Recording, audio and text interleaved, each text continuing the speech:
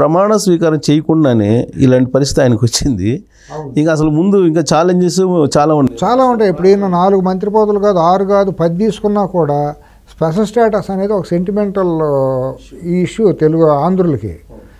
నువ్వు 4 మంత్రి పదవులు తీసుకుని నీ వాళ్ళకి పదవులు తీసుకున్నావు, రాష్ట్రానికి ఏం చేసావనంటే రేపు మంత్రులు తీసుకుని కూడా వీళ్ళు ఏం సాధిస్తారండి?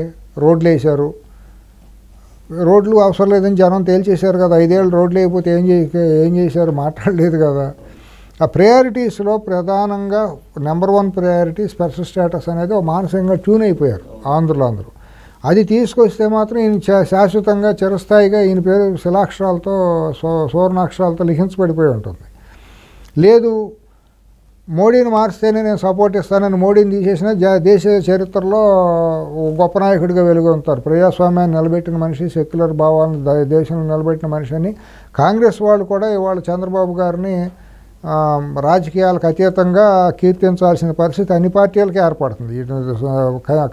కాశ్మీర్ నుంచి కన్యాకుమారి వరకు తీసుకుంటే అక్కడ మన ఫరూక్ అబ్దుల్లా గారి కుటుంబం నుంచి తీసుకుంటే ఇక్కడ డిఎంకే కుటుంబం వరకు కూడా ఈ గత 10 ఏళ్లలో బీజేపీ మోడీ దాష్టీకానికి గురైనళ్ళు, ఈడీలు ఈ దాడులకి, ఐటీ ఈడీ దాడులకు గురైన సిబిఐ. కానీ ఎన్ని చెప్పినా కానీ నరేంద్ర మోడీని అయితే బీజేపీ తప్పించేటువంటి పరిస్థితులు అయితే ఇప్పుడు కనిపించట్లా. మేబీ ఆయనకి ఏదో 75 years అయితే నెక్స్ట్ ఇయర్ అలా అటెండ్ చేస్తారేమో. మొన్నటి దాకా బీజేపీకి ఆర్ఎస్ఎస్కి థ్రెట్ ఏంటంటేనండి 400 సీట్లు కనుక మళ్ళీ మోడీకి వచ్చేటట్టుంటే 75 ఏళ్ళకి అతను దిగిపోవటానికి వీలు పడే పరిస్థితి కాదు. అతను అన్నింటినీ బుల్డోజ్ చేసుకుంటూ వెళ్ళిపోతారు. అది సంస్థాగతంగా ఆర్ఎస్ఎస్లో పెట్టుకున్న ఒక నిర్ణయం. 75 ఏళ్ళు నిండిన వాళ్ళు ఎవరో కూడా పదవిలో ఉండకూడదు అని. ఇతను మొన్న ఏమన్నాడు, నేను ఒక 25 ఏళ్ళు నేనే ఉంటాను, నేను దైవాంశ సంభూతుని, నేను తల్లి గర్భం నుంచి జన్మించలేదు, నన్ను దేవుడి పైనుంచి దేవదూతగా పంపించాడని చాలా అసందర్భమైన మాటలో జనాలతో నవ్వులు పాలయ్యేది. ప్రపంచం నివేరిపోయేదటో ప్రధాని 140 కోట్ల జనాభా ఉన్న దేశానికి ప్రధానిగా నవ్వులు పాలయ్యే భాష మాట్లాడాడు. అంటే అతని మనస్తత్వం ఎట్లా మనకు అర్థమవుతుంది? నేనే శాశ్వతంగా ఒక నియంత్రణ, జిన్పింగ్ అక్కడ ఉత్తర కొరియా లాగా అన్నట్టు ఒక భావజాలం అయిపోయింది. అతను అధికారం మొత్తే తప్పించి అతను తరహా అయిపోయింది. అతను నేను సర్వసంగ పరిత్యాగిని అది ఇది అని చెప్పిన అని కలబోలి మాటలు అనేది మనకు అర్థమవుతుంది. ఇవాళ ఏంటంటే కనీసం ఆర్ఎస్ఎస్ వాళ్ళు రేపు 75 ఏళ్ళు వచ్చినాయి కదా దిగవయ్యా అని అనడానికి ఒక అవకాశం అనేది ఒకటి ఉంది. ఇప్పుడు తక్కువ వచ్చినాయి కాబట్టి. కానీ రేపు మారిన పరిస్థితుల్లో రేపటికి ఎట్లా ఉంటుందో తెలియదు. అంత అవకాశం ఉండటం తప్పు. ఒక మంచి అవకాశం, సువర్ణ అవకాశం దేశ భద్రత కోసం వచ్చినప్పుడు దేశ భవిష్యత్తు, దేశ రాజ్యాంగం అనేది చాలా గొప్పది కదా. దేవాలయం లాంటిది కదా, పార్లమెంటు దేవాలయం అయితే రాజ్యాంగం మనకు పవిత్ర గ్రంథం లాంటిది కదా. దాన్ని అపహాస్యం చేస్తున్నారు కదా వీళ్ళిద్దరూ కూడా.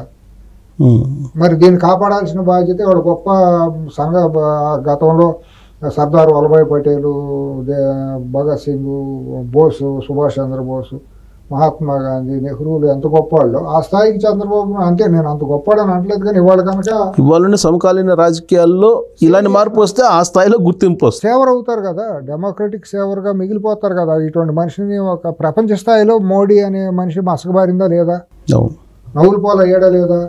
ఒక ప్రాంప్టర్ లేకుండా మాట్లాడలేని పరిస్థితుల్లో ఇంగ్లీషు రాదు, అతనికి గుజరాతీ, హిందీ తప్పించి వేరే 3వ భాష రాదు. సరే ఏ సబ్జెక్ట్ మీద అవగాహన లేదు. ఇవన్నీ తేడతలం అయిపోయింది కదా, 10 మందికి తెలిసిపోయింది కదా. మతము కోణంలో చూడడం, మతం మొత్తం ఎక్కకుండా విఘ్నతతో చూసిన వాళ్ళకి ఏమీ అర్థమైపోయింది కదా. దేశం వాళ్ళు అలకలమైన పరిస్థితిలో ఉంది కదా. ఊరిని పైకి మేడిపొండులాగా ఏదో వీళ్ళు మీడియా ద్వారా భ్రమింప చేస్తున్నారు. కానీ ఢిల్లీలో ఉన్న నేషనల్ మీడియా, లేకపోతే ఇక్కడ సోషల్ మీడియా, ఆర్ఎస్ఎస్ బీజేపీలో ఉన్న సోషల్ మీడియా ప్లాట్ఫామ్ల ద్వారా లేనిపోయింది క్రియేట్ చేస్తున్నారు. కానీ మీరు గ్రాస్ రూట్లో కనుక ఆర్థికంగా అంశాలు, అన్ని అంశాలు చూస్తే కుక్కలు చింపిన విస్తరలాగా చాలా అస్తవ్యస్తంగా ఉందండి కంట్రీ. ఇలాంటి సమయంలో చంద్రబాబు నాయుడు స్టెప్ తీసుకుంటే మంచిదని అనుకుంటున్నాము. రకంగా గొప్ప ఇది ఉన్నాయి, చరిత్రగా నిలిచిపోతాడు. తెలుగువాడిగా కూడా మనం గౌరవించి శాశ్వతంగా భారతదేశంలో ఒక తెలుగువాడిగా కూడా ఈ మార్పు తీసుకొచ్చిన మనిషి అని మనం చెప్పుకుంటా అనుకుంటుంది. ఆయన చరిత్రలో మిగిలిపోతారు. దాని ద్వారా రాష్ట్రానికి కూడా ఇంకా మేలు జరుగుతుంది. 4 మంత్రి పదవులు తీసుకుని, 6 మంత్రి పదవులు తీసుకున్నా, 10 తీసుకున్నా, స్పీకర్ తీసుకున్నా నీకు వచ్చే లాభం కంటే కూడా ఒక నియంత్రణ పక్కన జరిపేసి ఒక ప్రజాస్వామ్యాన్ని పునరుద్ధరించి తర్వాత రాష్ట్రానికి ఎంతకంటే డబ్బులు వస్తుంది. ఆ రోజు ఈయన చిటికేస్తే దేశం మొత్తం ఈయన వెనక నడుస్తుంది. ప్రత్యేక హోదా కదా, అన్ని హోదాలు వస్తాయి. కాబట్టి ఆ కోణాలు ఆలోచిస్తారని. అంటే ఆ బీజేపీలో ఇంటర్నల్ ఇష్యూ కాబట్టి అది ఇంటర్నల్ ఇష్యూలో కూడానండి 10 ఏళ్ళ నుంచి సఫకేట్ ఫీల్ అవుతున్న వాళ్ళు చాలామంది ఉన్నారు. అదే వాళ్ళు డిసిషన్ తీసుకోవాలంటే తీసుకునే అవకాశం ఈయన కలెక్ట్ చేస్తే తప్పకుండా తీసుకుంటారు. అక్కడ నుంచి వ్యతిరేకత మొదలైపోయి వేయాలి ఒక పిన్ వేసి ఈయన నితీష్ గారు మాట్లాడుకుని కనుక ఒక చిన్న బాల్ అటు వేస్తే ఆ బాల్ని వాళ్ళే కొట్టుకుంటారు. 8వ తారీఖు ప్రమాణ స్వీకారం అవుతుందో లేదో కాలమే నిర్ణయించాలి. కానీ ఇప్పుడు నితీష్ కుమార్కి ఈయనకే డీవియేషన్ తీసుకొచ్చేలాగా చేశారు కదా. ఇప్పుడు స్పీకర్ విషయంలో కూడా, లోక్సభ స్పీకర్ విషయంలో ఆయనేమో మాకు కావాలంటున్నారు, ఎవరు నితీష్ కుమార్. చంద్రబాబు గారేమో మాకు కావాలి. ఇది అల్పమైన విషయం అనుకుంటాను సిఎస్ గారు. ఇప్పుడు మంత్రి పదవులు కానివ్వండి, స్పీకర్ పదవి ఈ పరిస్థితుల్లో చాలా అల్పమైనవి. విశాలమైన 140 కోట్ల భారతీయులు, విశాలమైన భారతదేశం భవిష్యత్తును మనం కనుక ఊహించి ఒక బాధ్యత కలిగిన రాజకీయ నాయకుడిగా, పరిణితి చెందిన రాజకీయ నాయకుడిగా, 40 సంవత్సరాల అనుభవం ఉన్న రాజకీయ నాయకుడిగా దరిదాపుగా నితీష్ గారు, చంద్రబాబు గారు సమకాలీనులుగానే. అవును, వాళ్ళు ఎన్డీఏలో కలిసి పనిచేశారు, కన్వీనర్గా చేశారు. నేషనల్ క్యాన్వాస్ మీద, పొలిటికల్ క్యాన్వాస్ మీద ఇద్దరు కూడా లెజెండ్సే.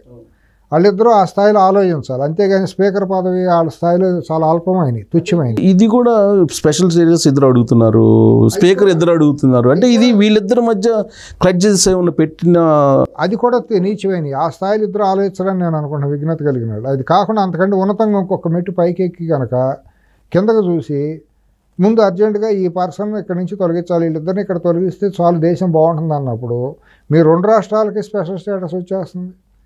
స్పీకర్ ఇదే కాదు, అసలు మీరే రాజగురువులుగానూ కింగ్ మేకర్లుగా అయిపోతారు. అయిపోయినప్పుడు మీ చేతుల్లోనే దేశం ఉంటుంది, రాజ్యం ఉంటుంది. స్పెషల్ దేశం మొత్తాన్ని మీ చేతుల్లోనే ఉన్నప్పుడు మీ 2 రాష్ట్రాలు ఏంటి, మీరు ప్రాంతీయవాసులు కాదు, అప్పుడు విశాలమైన మనుషులుగా అవుతారు కదా, దేశానికే నేతలు అవుతారు కదా, దేశంలో భాగాలే కదా బీహార్, ఆంధ్రప్రదేశ్. కాబట్టి ఆ స్థాయిలో వీళ్ళు ఆలోచించాలే కానీ ఇంకా షార్ట్ సైటెడ్గా ఆలోచిస్తే వాళ్ళ స్థాయిని వాళ్ళు తగ్గించుకున్న వాళ్ళు అవుతారు. అది నేను బట్ ఇద్దరు కలిసి మరి ఇట్లాంటి ఒపీనియన్ వ్యక్తం చేయడానికి ధైర్యం చేస్తారా?